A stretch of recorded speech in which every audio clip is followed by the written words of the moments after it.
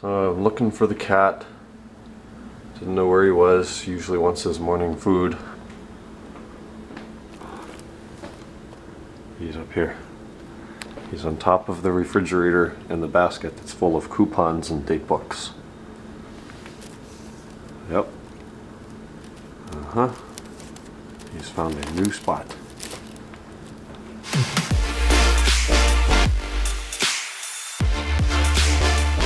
So it's just afternoon. I'm having some toast and I'm about to get through a bunch of work. I didn't last night. I was exhausted. I went to bed. So I've got, again, 2 days worth of vlogs to catch up with and something like 66 emails sitting there pending. And we got a flashing battery light, so I'm about to rectify that. I almost hit myself in the head with it. But it's Friday. I think Luke's still in the area, so I don't know if we're going to see him today or what's going on until tonight. Got some auctions I'm going to look at, keep up on, and a bunch of stuff like that. So kind of a slow Friday. Yesterday was so warm.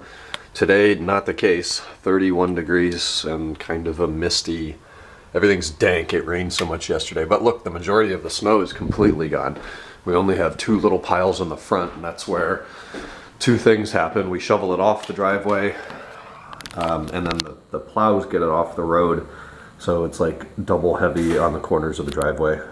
Usually those stay a lot longer and I have to go shovel them out into the street and let them melt that way. But I'm not doing that yet.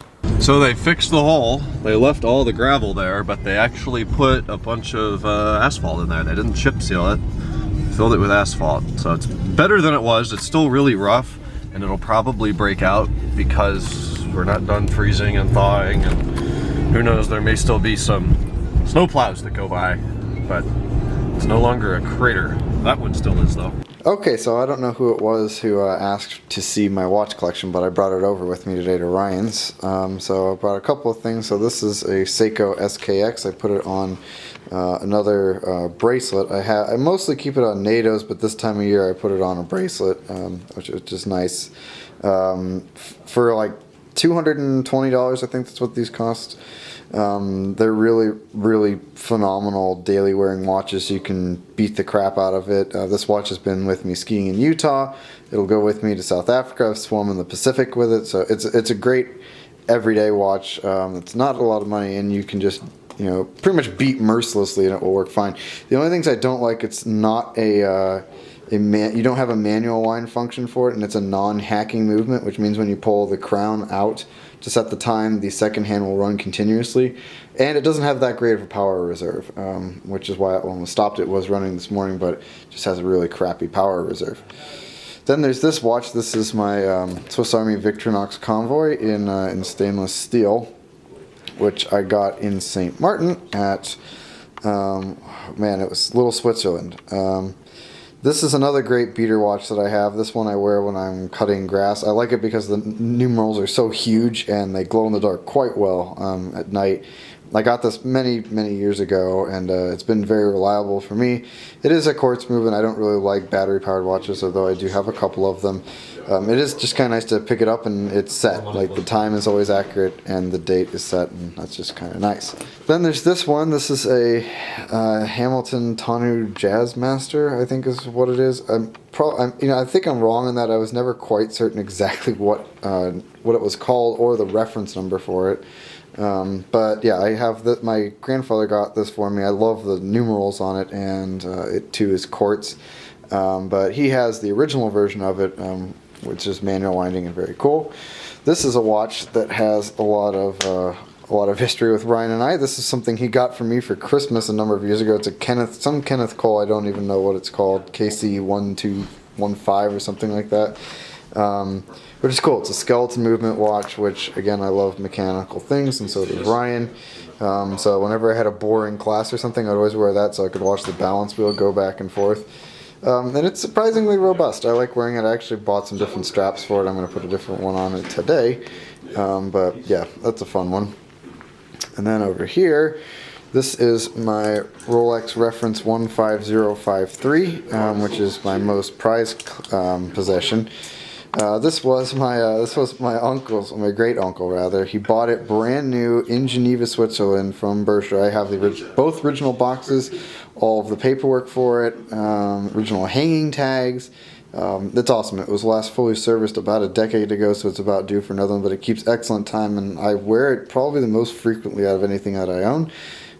Just because it goes well with anything, and anybody who knows anything about watches will tell you if you could have one watch to own, it would probably be a Datejust. This is not a Datejust, this is a date, but same movement, just slightly smaller, 34 millimeters as opposed to 36.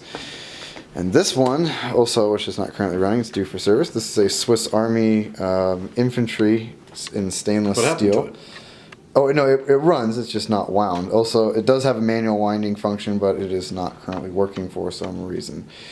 This watch I get a lot of compliments on. It's got a really nice black dial. And there's just something perfect. I bought this purely because I like the aesthetics. The movement's nothing special. I certainly doesn't fulfill like any complication that I didn't already have. Yeah, it's a really, really nice watch. And this is a relatively recent acquisition, although I don't like most homage watches. I think homage watches are generally just, another way to say it's a fake. This is an Alpha Paul Newman. Now it's called the Paul. Anybody who knows anything about the Paul Newman Rolex Daytona, it's reference 6241 and 6239. Will know that it's kind of a mix between the two, but I wanted it because I kind of just wanted the look, and this I kind of like that this cocks a snook at how pretentious watch collecting has gotten lately, with those watches with Paul Newman selling for $15.7 million or something like that last year, and then standard ones selling for like 137 plus thousand depending on the reference number, but yeah. It's kind of cool. It's a column wheel chronograph for $200 too. Hard to believe it has an acrylic crystal. It keeps excellent time. I'm really impressed with it, and it's just kind of fun. I just like having it. It's just fun to throw on, and I love the way it looks. I just bought this strap from Wrist Candy for it today. I think it looks really sharp in that. It came on a bracelet, which admittedly wasn't so hot, but yeah, it's a cool watch. And then the last one I'll show you, I'm wearing one that I'll show in a second, but this is a Hamilton, I believe it's a 9, I always screw this up, it's a 9, I can't remember the reference, but this is a Hamilton pocket watch from the 1930s, that's really, really, it's cool because this is what you think of, a lot of people think of when they think of Hamilton. It is a railroad watch.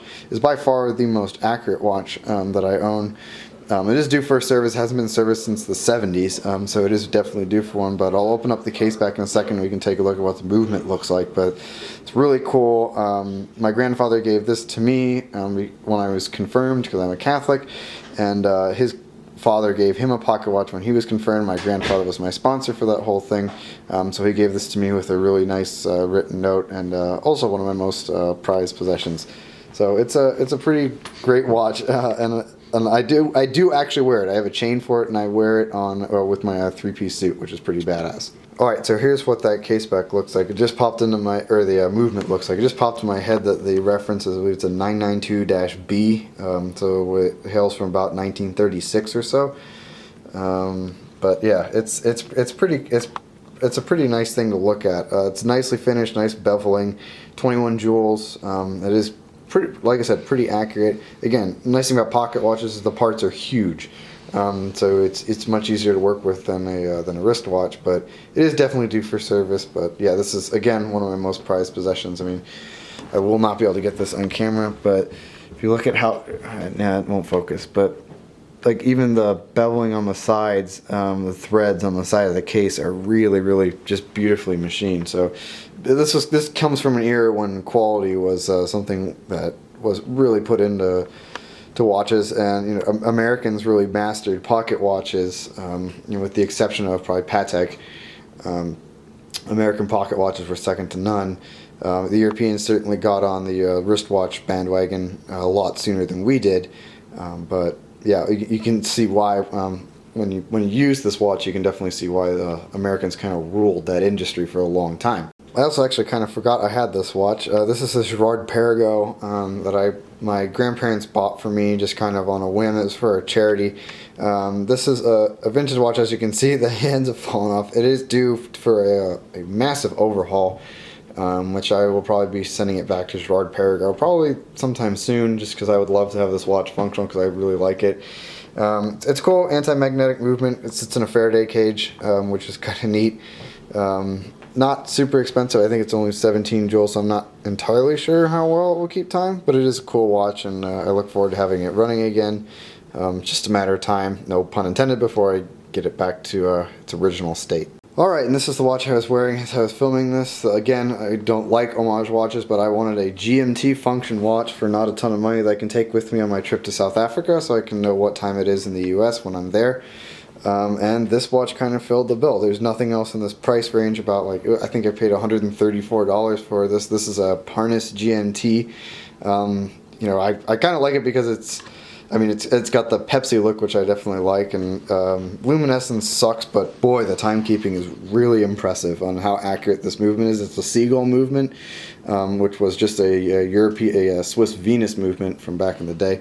But yeah, it's cool looking. Ryan was the one who told me to I had to get a strap like that to put it on, and he was right, because it does look pretty awesome on that strap. But yeah, you know, again, for the money, I can't really argue much with it. I enjoy wearing it a lot, actually. You know, even the bezel actually sounds nicely machined and everything. There are some quality areas that are lacking a little bit. The bezel certainly isn't perfect. If you compare it next to Ryan's BLNR in particular, which has the ceramic bezel from Rolex, certainly won't stand up to that. But it is cool, and it's fun to wear. And like I said, if this gets stolen or damaged or whatever, I'm not really going to care. But that's the main reason why I bought it, just because I thought it was cool. I wanted the GMT function, and yeah, it should fulfill everything I wanted it to do when I'm in Africa this summer. Well, there you go. That's the state of the collection. I'll keep an eye on this video and answer any questions you guys have if you have any. But yeah, that's what mine looks like. Certainly not as high-end as Ryan's, just as of yet. But yeah, it's looking like I will be getting my first real job pretty soon. As soon as I'm paid, all my debts from the damn M5 are paid off, then I will pursue my watch collection further. But this is kind of how it sits right now. Nothing too serious. Kind of more just fun, and represents sort of just stuff that I like. You know, kind of covers a wide variety in terms of spectrum and usability. If I had to make any recommendations on a watch that you should buy if you're looking to get into watches and maybe don't know a lot about them, you start with an SKX. This is the SKX 007. They have now replaced it with the Turtle, I believe, but you can still find the SKX. You can find it on Amazon. That's where I bought this one, for about $200 to $250, I think now. Maybe a little bit cheaper. They come on a bracelet and a rubber strap. I ordered it on the bracelet, which is garbage. I took it off of that immediately. You can order it on the rubber strap, but that too is not great. There are a ton of aftermarket options for this. I think it's a 20 millimeter lug width, so you can buy a ton of them, and they're cheap, and it makes the watch really nice to wear. So if you're going to start with anything and you're not sure where to begin, start with that, because it's awesome. But yeah, thanks for whoever asked that question. Hope this answers what you're looking for. Now that is a hell of a watch collection. I haven't edited that yet, but I know it's going to be a mouthful, so I'll be doing that tomorrow morning. I don't even remember seeing that black watch of his that has a hand missing. I don't think he's ever worn that, at least around me. The new one, that Pepsi looking one with the blue and red bezel, that thing's really cool. The Rolex Pepsi, I don't know which came first, but it's pretty much a BLNR, pretty much a GMT Master 2 with a different color bezel. So that cost them a couple of dollars to come up with a different paint color, change the color of the bezel, they changed the color of the 24-hour hand, and maybe they changed the color of the GMT 2 designation on the dial. So they've got probably $8 per watch difference over the standard watch, but they charge 4 times as much. And I like Rolex watches, I really do. They're some of the best feeling pieces in the industry. But they do shit like that, which is just totally ridiculous. That would be like BMW taking, 20 years ago, a 540, changing the badge, putting the emblem on the cluster, and then selling it for $2 million because they did those things. The idea that people buy those kind of pisses me off. It's so stupid. I could take my 116710 BLNR, change the bezel, 24-hour hand, and dial with aftermarket parts for $100, and my watch would go from a $4,000 watch to a $40,000 watch or something just totally stupid. And I know I'm talking at my ass, those numbers aren't right. It's just stuff like that I think Rolex is one of the most overrated brands in the industry for that, but at the same time, they build some of the most quality and timeless pieces that you'll ever find. But probably tired of hearing about watches, so we'll move past that. Today was cold. Luke was here for a bit. I went to Flipside tonight with Roz and Kenan. No, I didn't. With Roz and Sabrina, we had a great dinner. I used a gift card, and then I couldn't tip on the gift card, and I had no cash, so I was screwed. So I had to have Sabrina add my tip to her bill, and then I had to pay her. Yeah, there's always another way. Then they were here for a little bit. We're just at 1 o'clock in the morning, and they have left. So I'm going to kind of pack things up for the night, get to bed. Tomorrow is Saturday. We're going to Brad's tomorrow night. It's going to be a throwback night. We haven't been over there for a night for a couple of years now, and that's kind of where we started hanging out, and it's been a long time, so it'll be nice to catch up with everybody over there. But 102, got to do this vlog, probably fall asleep before I do, and normal stuff, and we'll talk tomorrow, Saturday. Hope you had a great week. Good night.